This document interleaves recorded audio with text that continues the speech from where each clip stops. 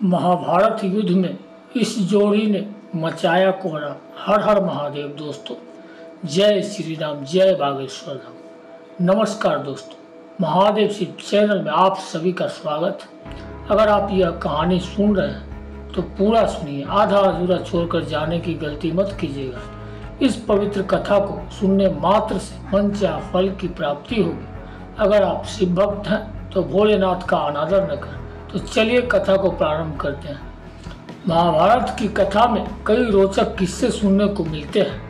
महाभारत युद्ध के दौरान पिता पुत्र की एक जोड़ी ऐसी भी थी जिसने पांडवों के खेमे में कोहराम मचा दिया था। ये थे गुरु द्रोणाचार्य और उनका बेटा अस्थमा। कहते हैं कि द्रोणाचार्य का वध करने के लिए श्री कृष्ण और पांडवों को कूटनीति का सहारा लेना पड़ा था। उन्होंने अस्थमा की मौत की झूठी खबर फैलाकर द्रोणाचार्य का वध किया। महाभारत की यह अनोखी कहानी। द्रोणाचार्य महान ऋषि भारद्वाज के पुत्र थे। एक बार घृताची की नाम की सुंदर अप्सरा को देखकर ऋषि भारद्वाज का वियोपात हो गया था। ऋषि ने अपने वियो को एक द्रोण मिट्टी के बर्तन में रख दिया। उसी से द्रोणाचार्य का जन्म हुआ। द्रोणाचार्य धनु विद्या में पारंगत थे। उन्होंने कौरवों और पांडवों को धनु विद्या सिखाई थी। वे अर्जुन को सबसे बड़ा धनुर्धर बनाना चाहते थे। अस्थमा गुरु द्रोणाचार्य का पुत्र था। कहा जाता है कि एक बार द्रोणाचार्य और उनकी पत्नी कृपि ने हिमालय में जाकर शिवजी की तपस्या की।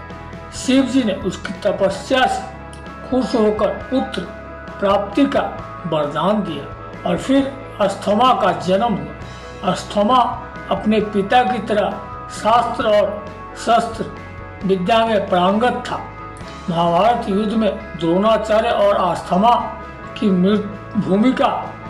वैसे तो द्रोणाचार्य कौरव और पांडवों दोनों के गुरु थे, मगर महाभारत युद्ध में उन्होंने हस्तिनापुर के सिंहासन का पक्ष लेते हुए कौरवों की तरफ से लड़ाई की। उन्होंने युद्ध में कई बार कौरवों की सेना का नेतृत्व किया। द्रोणाचार्य और अस्थमा ने मिलकर पांडवों की सेना में कोहराम मचाया। उन्होंने पांडवों के कई महान योद्धाओं को हराया। महाभारत काल में चंद लोगों को ही चक्रव्यूह की रचना और उसे भेदना आता था। द्रोणाचार्य उनमें से एक थे। दुर्योधन के कहने पर द्रोणाचार्य ने ही युद्ध में चक्रव्यूह की रचना की। ये चक्रव्यूह युधिष्ठिर को फंसाने के लिए रचा गया था, मगर इसमें अभिमन्यु फंस गया और कौरवों ने उसका वध कर दिया।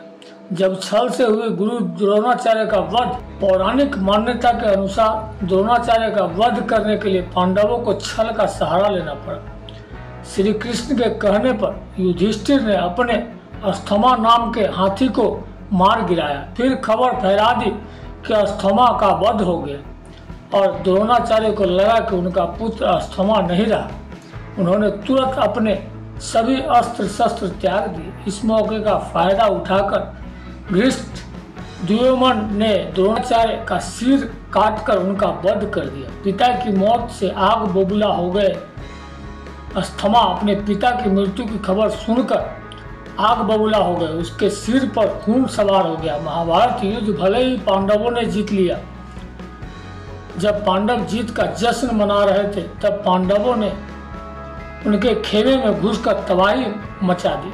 अस्थमा ने द्रौपदी के 5 पुत्र और धृष्ट द्युम्न का उस समय वध कर दिया जब वे सो रहे थे। माना जाता है कि इस घटना के कारण अस्थमा को सदियों तक जिंदा रहकर दुख भोगने का श्राप मिला था। वीडियो को बोलते समय कोई त्रुटि हुआ हो तो मैं क्षमा चाहता हूँ। उम्मीद है वीडियो अच्छा लगा है। महादेव के सच्चे भक्त हैं तो कमेंट में लिखे हर हर महादेव। मिलते हैं अगले वीडियो के साथ। जय श्री राम, जय बागेश्वर धाम। हर हर महादेव।